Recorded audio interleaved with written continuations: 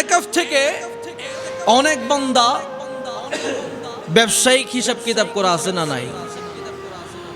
বলে অনেক দিন ধরে, আজকে 10 দিন ধরে আমার ব্যবসা প্রতিষ্ঠানে যায় না, 5 দিন আজকে ব্যবসা প্রতিষ্ঠানে যায় না, ব্যবসার কি হালত একটা ফোন দিয়ে দেখি। ফোন দিলাম, ভাতিজা কি অবস্থা, আমার ব্যবসার কি অবস্থা জিজ্ঞেস করা আছে না নাই? ভাতিজা লাভ হয়েছে না ক্ষতি হয়েছে, ওই মালের দর কিরকম এভাবে জিজ্ঞেস করা হয়।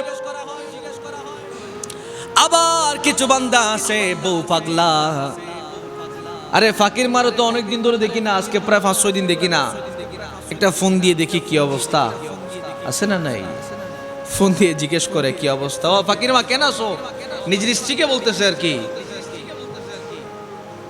আপনি যখন ইতিকাফ করেছেন, দুনিয়াবি সকল সম্পর্ক আপনার ছিন্ন করতে হবে, প্রয়োজনের বাইরে কোনো কথা বলা যাবে না। পড়েন সুবহানাল্লাহ। ইতিকাফ করতেছেন, বন্ধু আসলো, আরে বন্ধু অনেক দিন ধরে, অনেক দিন পর তোর সাথে দেখা হলো, একসাথে কত চাটা খাই, আয়ো একসাথে বসো, আমরা আলোচনা করি, আমরা একটু দুঃখের সুখের গল্প করি। এভাবে ইতিকাফ থেকে মসজিদের কোনায় কোনায় মুতাকিবুনি, অথচ কিন্তু বন্ধুকে পেয়ে দুঃখের সুখের গল্প করতেছে, আছে না নাই? এগুলো ইতিকাফ নয়।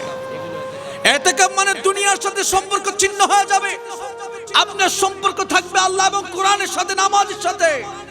আপনি কোন বান্দার সাথে অযথা কোনো কথাবার্তা বলতে পারবেন না, কোনো কথা বলা যাবে না, প্রয়োজনের বাইরে কোনো কথা বলা যাবে না। ওয়াশরুম, পায়খানা, প্রস্রাবখানা যদি একটু দূরে থাকে আপনি যাবেন, কিন্তু কোনো কথা বলা যাবে না। যাবেন আপনি, আপনার হাজত সেরে আবার চলে আসতে হবে, প্রয়োজনের বাইরে কোনো কথা বলা যাবে না। এটার নামে ইতিকাফ। আপনি ইবাদত করবেন, আপনি নফল নামাজ পড়বেন, কোরআন খতম দেন। দেখেন রমজান মাসে আপনি যখন কোরআন তেলাওয়াত করবেন, 1 হরফের বিনিময়ে আমার আল্লাহ 10 নেকি দেয়, তাহলে ওই 10 নেকিটা 70 নেকিতে রূপান্তরিত হচ্ছে। শুধুমাত্র তাই নয়, আপনি যখন ইতিকাফ করবেন, ওই 70 নেকিটা 700 গুণ পর্যন্ত বৃদ্ধি পাবে। বলেন সুবহানাল্লাহ।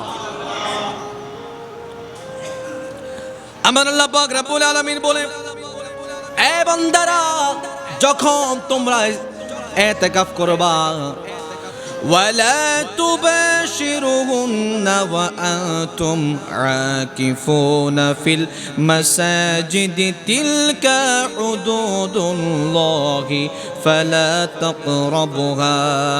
এই বান্দা, যখন তোমরা মসজিদে থাকবা, যখন তোমরা ইতিকাফ করবা, তখন তোমরা স্ত্রী সহবাস থেকে বিরত থাকবা, তোমরা স্ত্রীর সাথে মোলাকাত থেকে বিরত থাকবা, অযথা কথাবার্তা বলা থেকে বিরত থাকবা, অযথা সময় নষ্ট করা থেকে বিরত থাকবা।